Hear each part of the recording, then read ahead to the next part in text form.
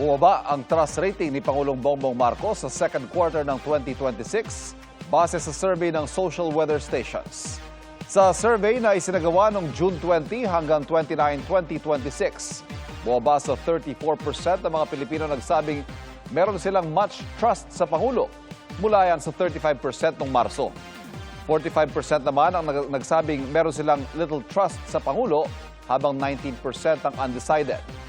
Napanatili ni Vice President Sara Duterte ang kanyang trust rating ngayong second quarter na 57%.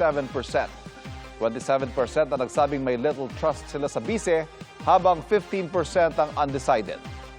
Kinomisyon ng Strat-based group ang survey na ang resulta ay inilabas isang linggo bago ikalibang State of the Nation address ni Pangulong Marcos. Meron itong 1,200 respondents at error margin na plus-minus 3%. Iimbitahan ng magkapatid na sina Senador Alan Peter Cayetano at Lino Cayetano sa pagdinig ng Senate Blue Ribbon Committee kaugnay sa flood control scandal. Kaugnay po yan sa umano'y bilyon-bilyon pisong flood control project sa Taguig na gustong paimbestigahan mismo ni Lino Cayetano. Nakatutok si Jonathan Andal. Sa muling paggulong ng investigasyon ng Senate Blue Ribbon Committee sa flood control scandal, sinabi ni Committee Chair Erwin Tulfo, iimbitahan nila si Lino Cayetano, General Manager ng PTV4 at kapatid ni Senador Alan Peter Cayetano. Pinapaimbestigahan ng younger brother niya yung flood control sa kanilang bayan sa Taguig noong 2022 hanggang 2025 na umaabot sa 6 billion. O siguro dapat mag-ready siya doon dahil kapatid niya mismo ang humihingi ng investigasyon. Dahil may nakita yata yung kanyang kapatid. Itinanggi ni Senador Cayetano na may ghost project sa Taguig. Wala pong ghost project sa Taguig. At kung may mapapakita po kayo, mananagot.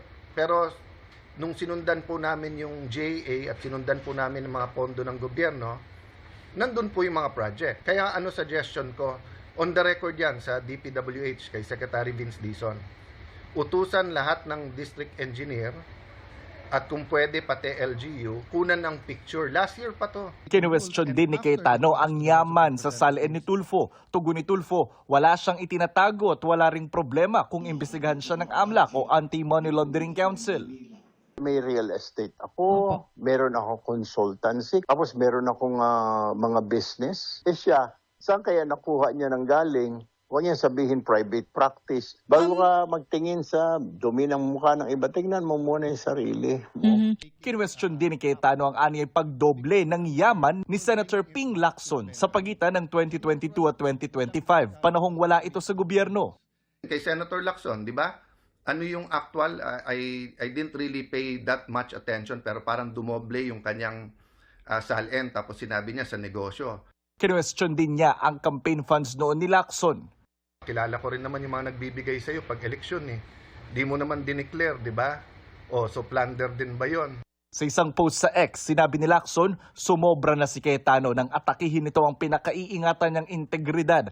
Anya, hindi dumoble kundi lumaki ng 4 na beses ang net worth niya sa 3 taong wala siya sa gobyerno dahil sa kanyang mga lehitimong negosyo na makikita sa kanyang ITR. Di raw tulad ni Cayetano na may budget insertion na 6.79 billion pesos sa 2025 General Appropriations Act. May 2 proyekto umano na nagkakahalaga ng 75 million pesos ang hindi na ipatupad. Dagdag niya, tumanggap din si Cayetano ng 25% kickback sa mga slope protection at iba pang infrastructure projects. Buwelta ni Lacson, nagbibilang na siya ng mga impormante at testigong anyay handang magbigay ng ebidensya para may kalagyan si Cayetano sa New Quezon City Jail sa Payatas, kung saan nakakulong ngayon ang mga isinasangkot sa flood control scandal. Senator Panglito Lacson, nakatingin ka sa Taguig. Bakit? Boto kasi sa impeachment laban kay Vice President Sara ang talagang pinagkakaabalan mo. Jonathan Andal, nakatutok, 24 oras. Sinusubukan pa po namin kunan na payag si Senator Cayetano kaugnay sa anyay 6.79 billion pesos na insertion umano ni Cayetano sa 2025 national budget.